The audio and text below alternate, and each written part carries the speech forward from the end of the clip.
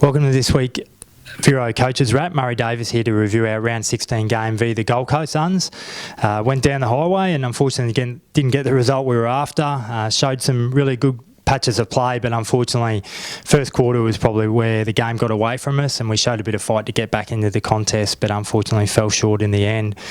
That first quarter is a couple of things I'll cover off in today's presentation, a bit around tidying up the little things, and I'll go through 5 of Gold Coast's 6 goals in that first quarter. So little things like just not being able to get our hand on the footy on this one here. We just missed the smother, so as the ball gets kicked inside our defensive 50, again just missing the ball, goes over the fingertips of a couple of players there, ball spills, we cough the ball up, and Ryan Davis is able to kick their first goal for them, so got them off to a good start.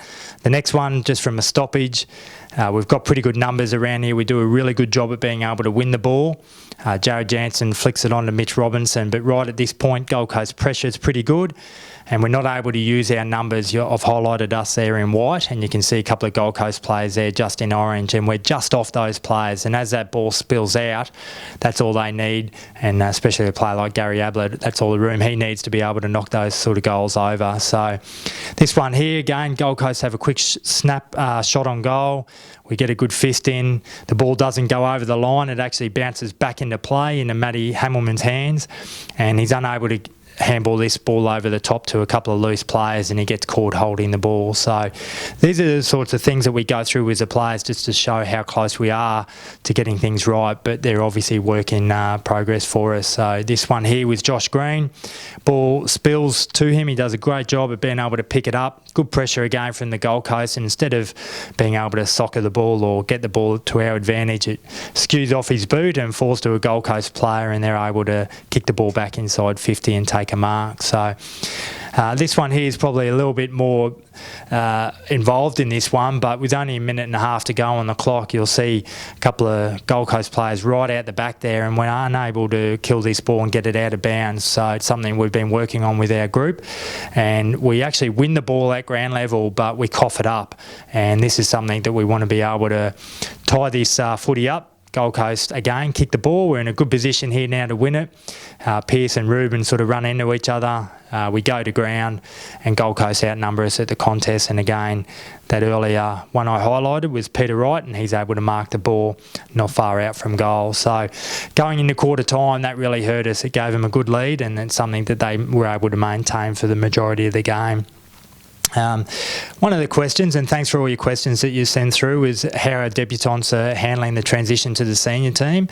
We think as a coaching group they're doing a terrific job, and I've highlighted a couple today, one being Reece Matheson, who's just in his 4th AFL game, and he's playing through the midfield and he's doing some terrific things through there. So his desire for the contest and his work rate and just his willingness to put his head over the ball. Another debutant there in Reuben Williams making a great tackle on Gary Ablett, but you'll see Reece just gets involved in this transition for us, and that's what we really like about his game. He's doubling up his possessions.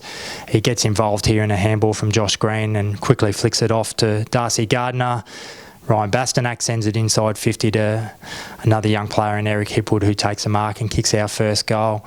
Something we're working on with Reece, and I thought I would show this, is really basically what AFL transition running is all about. And this is a heat map that all clubs have access to, and it basically shows where Reece is getting the majority of his possessions outside centre bounce. So the red indicates where he's getting the majority of the ball. The yellow just outside that is also, it's not where he's running to. He's obviously covering more ground than just that area, but that's where he is getting the majority of his footy. So we go through, that was the game against the Gold Coast, and then we would go through his past 4 games, and his midfield coach and Simon Black would cover this stuff off with him. So this is an example of it where Gold Coast kick the ball, he's working back hard defensively, gets involved initially with a handball chain, and then he doubles up as well. You'll see him running through the middle of the ground there again, receives another handball and a quick kick forward. So doing a great job in that area, Reece, in only his 4th game of AFL footy. And this one here, he starts in the centre bounce. Again, the ball spills out. there's good pressure from the players around. He doesn't get used initially, but what he does is he doubles up to the next possession. So he was there calling for the ball, puts his head over it and wins a free kick. So it's something we'll continue to work with Reece on week by week as to where he can pick up those disposals and what his running patterns are, because that's probably the biggest thing for any guy coming into the AFL system. Another one of our younger players is young Eric Hipwood, who's improving each week. Only 3 AFL games under his belt, but doing some terrific stuff. And I mentioned this one here where he's able to just work his opponent over and take a good chest mark. And his heat map's obviously a little different, given he's a forward and a key forward, and you'll see where he's getting the majority of his football. But what a lot of people don't see is probably the work he does up the field to then work back to that point to be able to provide a contest. And he's playing on some experienced defenders. As I mentioned, he's only 3 games in, but on Rory Thompson here really makes him turn his back, and he works back to the goal square really well and provides a contest for us, and we're able to force a stoppage on this occasion. The next one, you'll see him outside our forward 50 there. I've highlighted him again.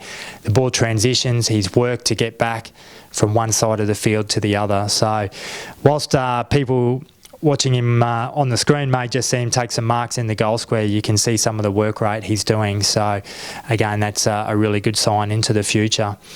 This one here is Louis Taylor just kicking the ball into him, and thought this was really a positive for us because he's able to work Stephen May, a very good defender under the footy, who's got 6 years and 81 games of experience. So there's lots of positives to take out of some of our younger players that are making their debut and carving out a career with the Brisbane Lions.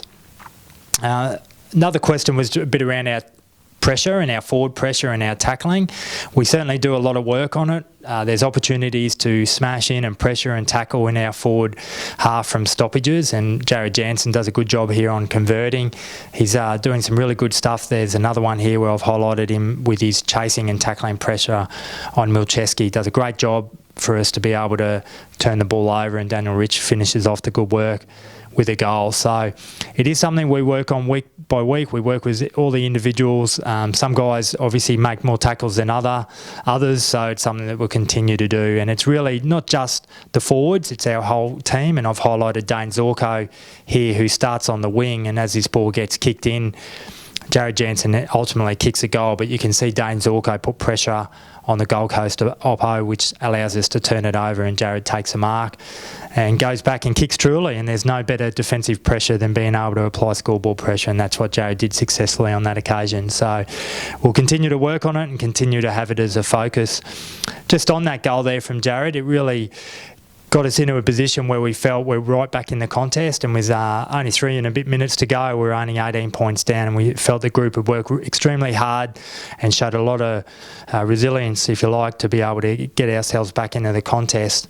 Unfortunately, what happened only a couple of minutes later, with 2 minutes 50 to go, was 18 points of difference, a stoppage in our defensive 50, and we weren't able to win this ball, which was something we really talk a lot about, is being able to fight and scrap and make sure that we don't get scored against. And you'll see on this occasion here, we miss the tackle, we have a few players run past the contest, and then the ball spills out. Aaron Hall does a good job of being able to handball it, and Sexton for Gold Coast knocks it over, and that really broke our back, and unfortunately we weren't able to recover from that. But lots of positives in the sense that we showed a bit of fight.